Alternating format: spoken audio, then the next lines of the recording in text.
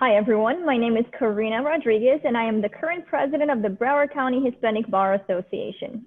Hi, everyone. I am Kristen Palacio, and I am the president-elect of the Broward County Hispanic Bar Association. We are here alongside with the Broward County Bar Association.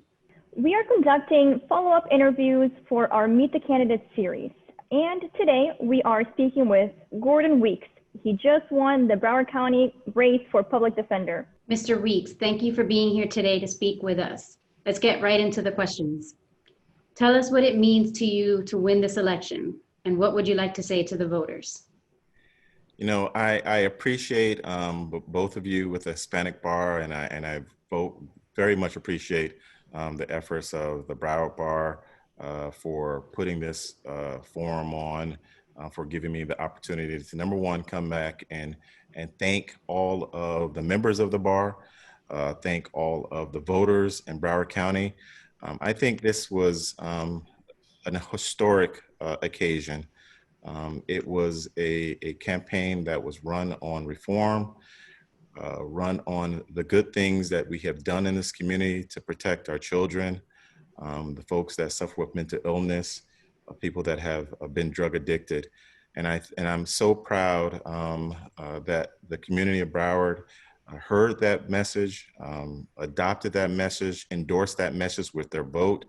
And we have a lot of work ahead of us, but I'm looking so forward to working and building on this incredible foundation that was laid to build a better, a more equitable criminal justice system for all the residents of Broward County. We have a great opportunity, but I'm ready for the task. I'm looking forward to it. I'm so excited to get to work and get this thing working for everyone in the community.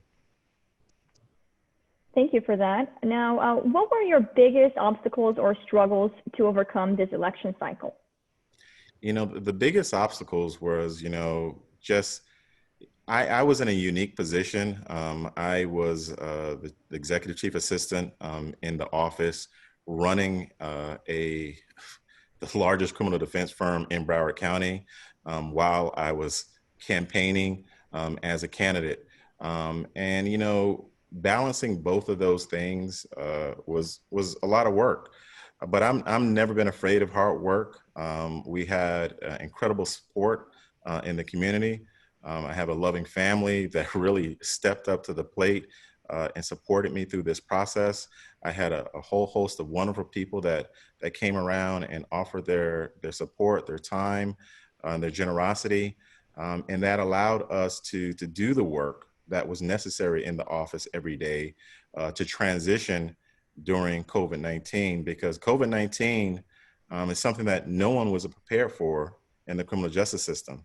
I remember the first day that I rolled a cart down to the magistrate courtroom to set up the first Zoom platform for our office.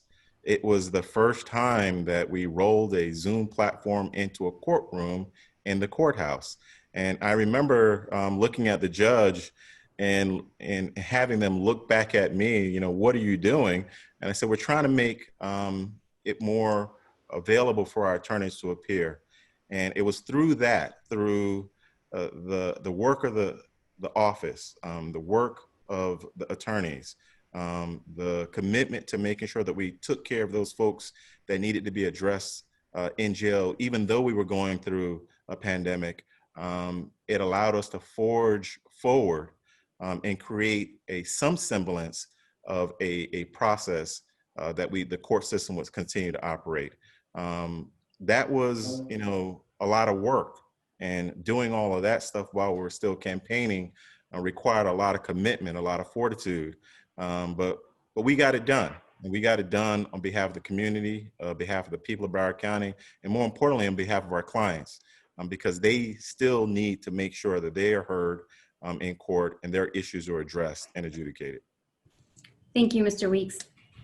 What do you plan to do in your position moving forward? We have so much to do. We have a huge number of punch items that we want to address, mainly involving children. in protecting our children, protecting some of the advances that we've made to ensure that we are not incarcerating children, throwing them into jails, throwing them into cages, that we are developing avenues for diversion, avenues for betterment, avenues for training and support with families and children. Those are always going to be my greatest priority.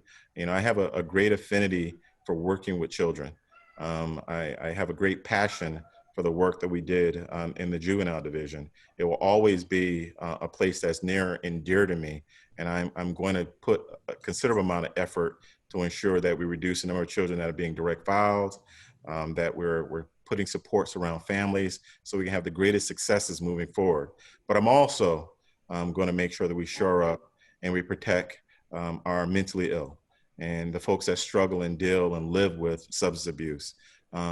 Those folks that have had minor brushes with the criminal justice system, we need to create pathways, pathways for rehabilitation, pathways for stability in the family, and pathways for success, rather than allowing them and forcing them to become deeper and deeper into the criminal justice system. So we have a lot of work ahead of us. You know, one of the great things about this election is that the community of Broward has voted for reform.